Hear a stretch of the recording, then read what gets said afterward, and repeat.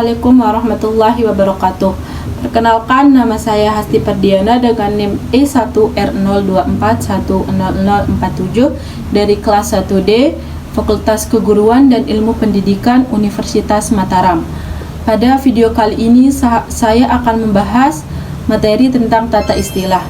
Pada tata istilah ini ada beberapa poin yang saya bahas, yaitu poin yang pertama pendahuluan, poin yang kedua yaitu pembentukan istilah, dan poin yang ketiga makna dalam peristilahan, dan poin yang terakhir adalah perangkat istilah yang bersistem.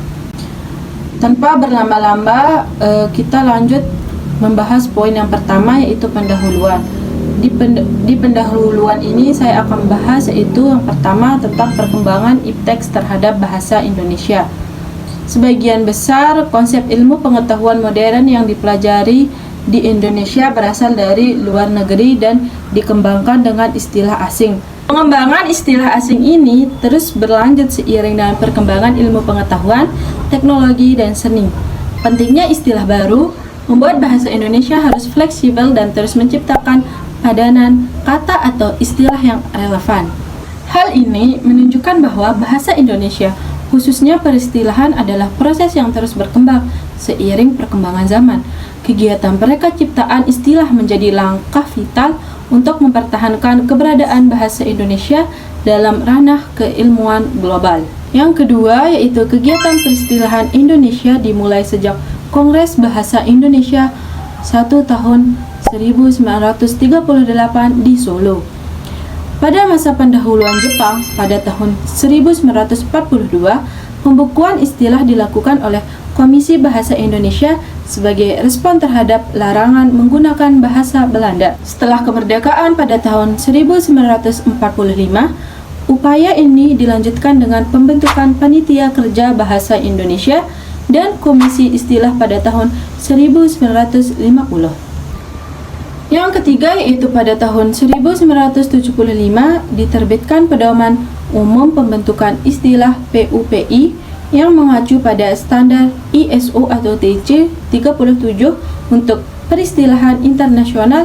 Hingga kini lebih dari 350 juta istilah telah dihimpun oleh Badan Pengembangan Bahasa dan Pembukuan yang diterbitkan dalam bentuk glosarium, kamus, maupun CD digital.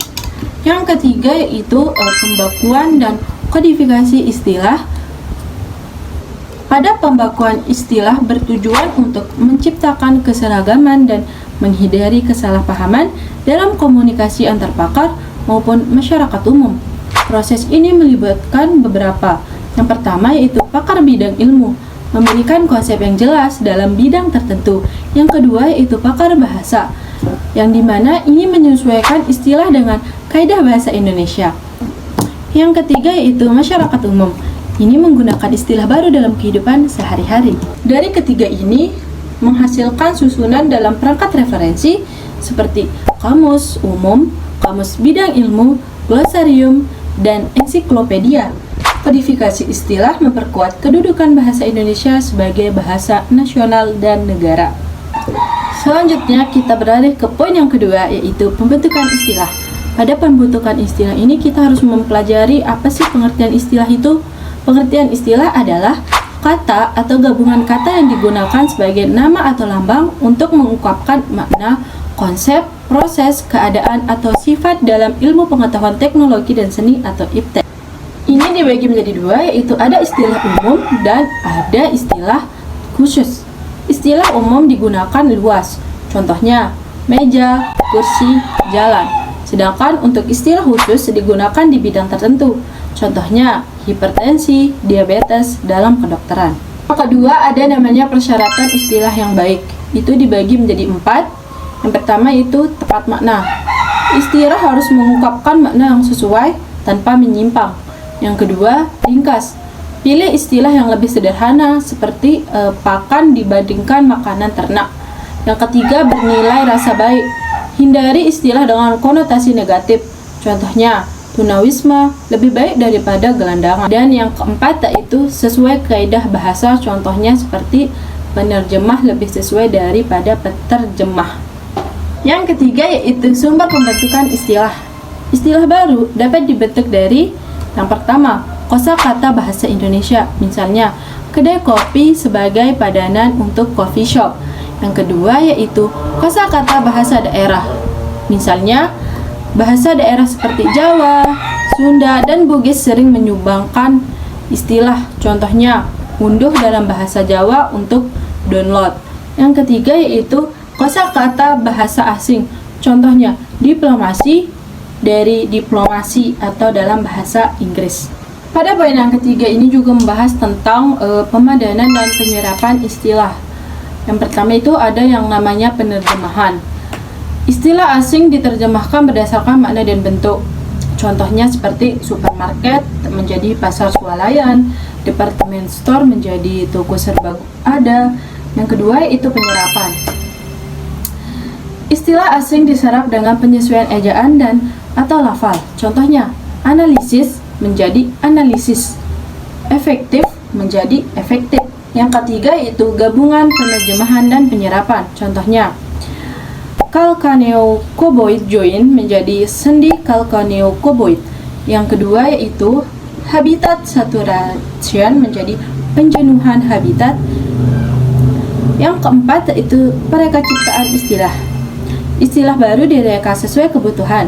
Contohnya, fondasi cakar ayam untuk konstruksi berbentuk kaki ayam. Contoh yang kedua, sintas sebagai padanan untuk survive. Di poin yang kedua ini juga membahas tentang tata bahasa dalam peristilahan. Yang pertama itu ada namanya bentuk dasar, misalnya sinar dan daya. Yang kedua itu ada namanya bentuk berimbuhan, misalnya menggunakan imbuhan seperti ber, ke, an, atau meng. Contoh, berubah menjadi perubahan, siram menjadi penyiraman. Yang ketiga itu bentuk ulang. Istilah terbentuk melalui pengulangan kata, misalnya ubur-ubur untuk jellyfish, sayur mayur untuk aneka sayuran.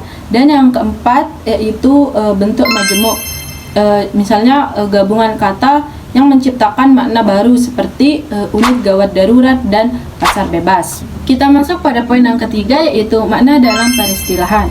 Yang pertama ada makna denotatif dan konotatif. Istilah dapat memiliki makna denotasi yang berarti arti langsung, dan konotasi yaitu asosiasi tertentu. Yang kedua ada namanya pemberian makna baru. Itu ada dua. Yang pertama penyempitan, misalnya kata guru awalnya berarti orang tua, kini bermakna lebih spesifik. Yang kedua itu peluasan, contohnya canggih yang dulu berarti bawel, kini bermakna modern. Oke teman-teman, sekarang kita masuk pada poin yang terakhir yaitu perangkat istilah yang bersistem, yang dimana referensi istilah disusun dalam bentuk yang pertama glosarium, yaitu kumpulan istilah khusus, dan yang kedua kamus, yaitu kamus umum dan bidang ilmu. Yang ketiga ensiklopedia atau referensi lengkap dengan penjelasan, dan yang keempat thesaurus, pengelompokan istilah berdasarkan sinonim dan makna terkait.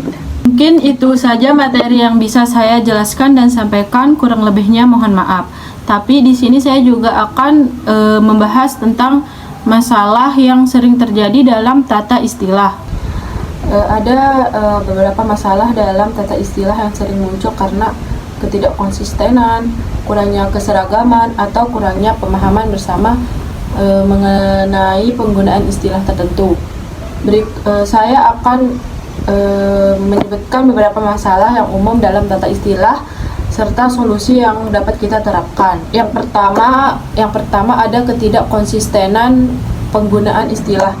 Istilah yang sama digunakan untuk merujuk kepada konsep yang berbeda, atau istilah yang berbeda digunakan untuk merujuk pada konsep yang sama.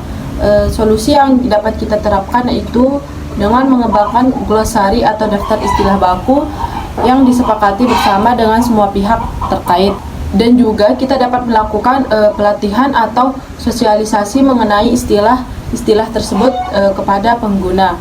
Masalah yang kedua yaitu istilah yang tidak relevan atau kadaluarsa. Istilah lama tetap digunakan meskipun sudah tidak relevan dengan perkembangan teknologi, ilmu pengetahuan, atau budaya. Solusi yang dapat kita terapkan yaitu kita dapat melakukan evaluasi dan pembaruan istilah secara berkala dan membentuk tim ahli atau komite khusus untuk meninjau relevansi istilah secara rutin. Sedangkan untuk masalah yang ketiga yaitu keterbatasan dalam pemahaman istilah. Penggunaan atau masyarakat tidak memahami makna istilah secara benar sehingga terjadi kesalahpahaman. Solusi yang dapat kita terapkan yaitu dengan menyediakan definisi yang jelas, sederhana dan mudah dipahami. Masalah yang keempat yaitu adopsi istilah asing tanpa adaptasi. Maksudnya di sini itu istilah asing diadopsi langsung tanpa diterjemahkan atau disesuaikan sehingga membingungkan pengguna lokal. Solusi yang dapat kita terapkan ini, kita dapat menerjemahkan istilah asing ke dalam bahasa lokal dengan memperhatikan kaidah bahasa. Untuk masalah yang kelima yaitu tentang ambiguitas dalam definisi istilah. Masalahnya di sini yaitu definisi istilah tidak jelas atau terlalu luas sehingga sulit diterapkan dalam konteks tertentu. Solusi yang dapat kita terapkan itu dengan merumuskan definisi yang spesifik dan terfokus sesuai dengan kebutuhan bidang terkait dan juga mengacu pada standar internasional atau dokumen referensi terpercaya. Sedangkan untuk masalah yang keenam yaitu ini ketidaksesuaian dengan budaya atau norma lokal. Maksudnya istilah yang digunakan tidak sesuai dengan nilai, budaya, norma masyarakat setempat.